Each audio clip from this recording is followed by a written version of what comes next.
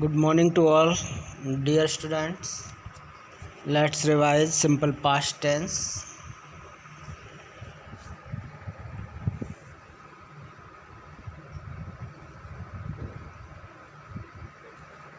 Simple past tense shows us the action or event that took place in the past. It also shows habits and rules in the past. Here one line is cut from the starting, so this line you will get in the picture in the PDF I will send you. Simple past tense shows the action. This much is cut, you will get in the PDF. तो simple past tense हमें उस घटना या कार्य की जानकारी देता है जो बीते हुए समय में हुआ हो। इसमें हमें भूतकाल यानी बीते हुए समय की, पास्ट की आदतों और नियमों की भी जानकारी मिलती है, या यूँ कह सकते हैं कि भूतकाल की आदतें, पास्ट की आदतें और नियमों को हम शो करने के लिए, प्रदर्शित करने के लिए साधारण भूतकाल सिंपल पास्ट टेंस का प्रयोग करते हैं।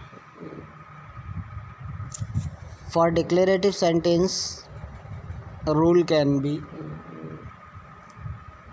subject first of all plus V2 that is verb second form plus object or complement if it is। तो डिक्लेरेटिव सेंटेंस यानी साधारण वाक्य में हम सबसे पहले सब्जेक्ट का प्रयोग करते हैं, सब्जेक्ट कर्ता, कार्य को करने वाला। उसके बाद वर्ब की सेकंड फॉर्म, फिर वर्ब की सेकंड फॉर्म के बाद ऑब्जेक्ट या कॉम्प्लीमेंट यदि है तो। ऐसा कंपलसरी नहीं है, आवश्यक नहीं है कि हर सेंटेंस में ऑब्जेक्ट या कॉम्प्लीमेंट हो।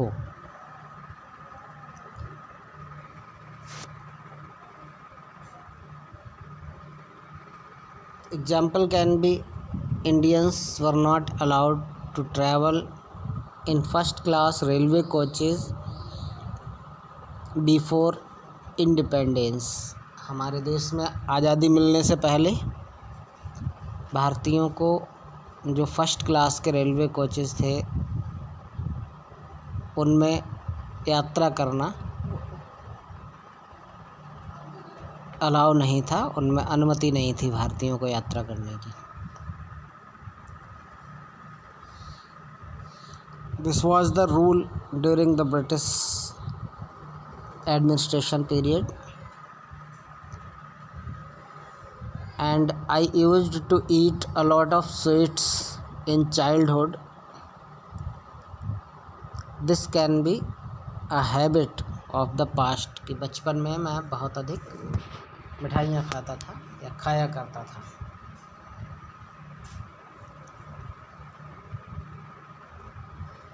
For negative sentence rule can be, rule or formula can be subject plus did plus not plus verb first form plus object or complement।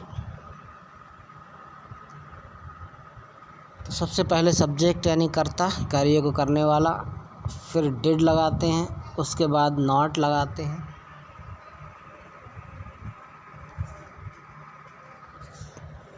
उसके बाद वर्ब की फर्स्ट फॉर्म और अंत में ऑब्जेक्ट या कॉम्प्लीमेंट लगाते हैं।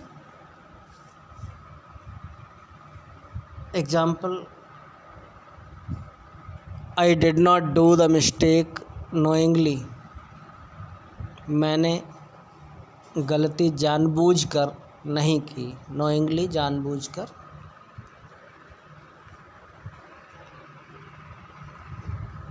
For interrogative sentence rule can be question word plus did plus subject plus verb first form plus object or complement and question mark in the end. Interrogative sentence में question word हो सभी sentence में, ऐसा आवश्यक नहीं है, सभी वाक्यों में ज़रूरी नहीं है कि क्वेश्चन वर्ड हो. क्वेश्चन वर्ड लाइक क्यों, कहाँ, कैसे, which, what, when, where, how, these are question word. तो but if question word is there then first of all question word will come, then did, then subject, then verb first form, then object और complement. तो सबसे पहले question word, फिर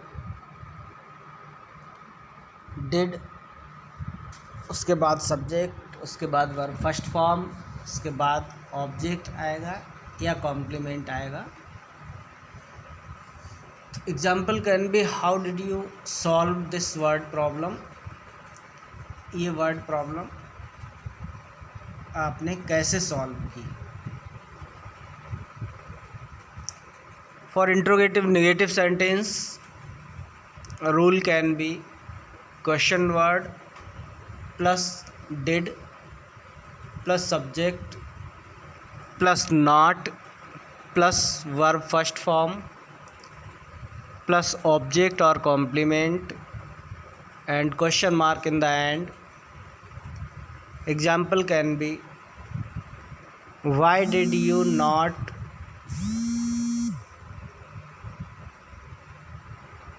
make cover of your notebook.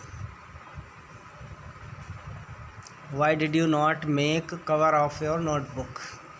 तुमने अपनी notebook का cover क्यों नहीं बनाया या नोटबुक पर, कॉपी पर कवर क्यों नहीं चढ़ाया. So students, please go through the video carefully and revise this simple past tense. Also do the given worksheet in your English grammar notebook in neat handwriting, neat and clean handwriting. Thank you. Have a nice day.